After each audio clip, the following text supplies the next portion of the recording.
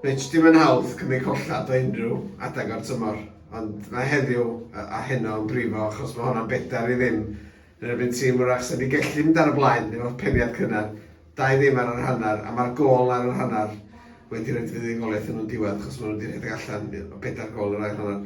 Be da ni'n edrych yn ôl ar y gem yna fel i gael y profiad ac i symud ymlaen?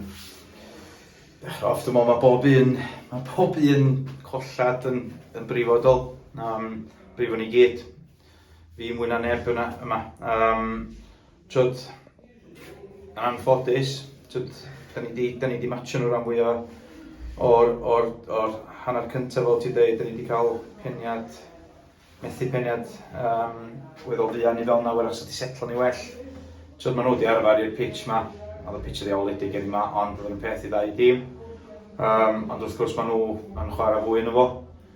Ac maen nhw wedi chwarae i'r cryfderon yn rili da iddi yma. Maen nhw wedi shiftio bel yn rili da, maen nhw wedi switcho bel yn rili da, ond rhan fwyaf hanner cyntaf ydy wedi cynteinu nhw. Dyna sydd yn anodd pan ti ddim yn cyrraedd gema, mae'r cae'n creu gwahaniaeth hefyd. Mi oedd y bel yn rhedeg iddyn nhw, ond sicr yn nhw chwarae ffwtsbol hefyd. Yr ail gol jyst cyn yr egwyl, ond yn disgwyl o sgorio, nath o, a dyn maen nhw wedi cael yr uchafbwynt o fynd i fewn 2 ar y blaen. Lle mae'n siŵr oedden nhw'n mynheiddi hynny ar y degau yn yr hanner cyntaf. Lle mae'r brathiad yn mynd i ddod am gol, achos doedd ni'n nagos o dwi'n bwys ar ei golgeidfa Cegidfa neu darfediad. A mae yna rei di methu iddi o Brwcwel i yma, so y 12 gol o fo yn fethiant heddiw fynd oedd. Ydy.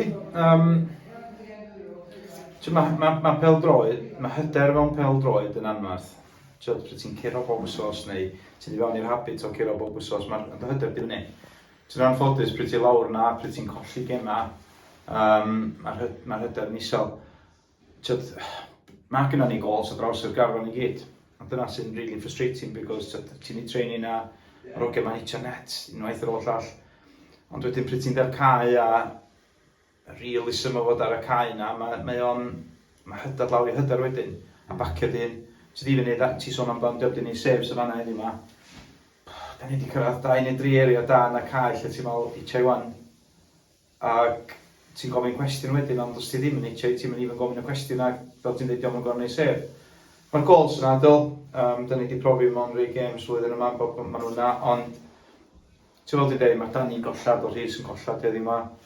Mae gennym ni gas allan, mae gennym ni griff allan, mae gennym ni iddon allan.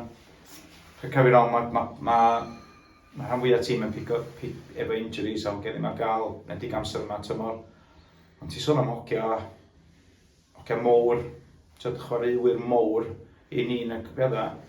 A dydy o'n esgus, because da ni'n meddwl bod oedd starting lemni ddim yn gry, mae'r bench yn drach yn gry. Ond goals win games de. Goals win games brings prizes. 3 perfformiad mawr rwan y 2 gem ola, 2 yn nhw adra, jyst i ddangos i'r cefnogwyr bod yna rhywfaint o rhywbeth i edrych ymlaen i ar gyfer tymor nesaf, lle bynnag gyngor da ni chwarae'n. Dyna di'r pwyslais rwan. Ond hefyd, ti'n chwarae i fi, ti'n involved, ti'n chwarae mewn games ffwtbol i fod i destio dy hun i chwarae yn erbyn y gorion.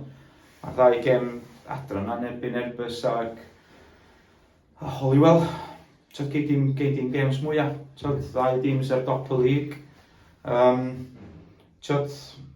I fi mae'n pwysig, even though da ni wrth gwrs angen y pwyntiau, mae pressure dal yn nhw. Cos maen nhw'n gorau, ffordd mae'r ddau nhw'n pwysio gilydd a Flint tu ôl nhw, edrych nhw'n dropio pwynt. So mae'r pwysau i gyd yn nhw, ond beth da ni angen ei siŵr ydy bod gennym ni'r traeth yn llawn i gael y 12th man a'r llais mowr tu ôl i'r ogiau i ni gedri gael trygol nhw'n dros y lein.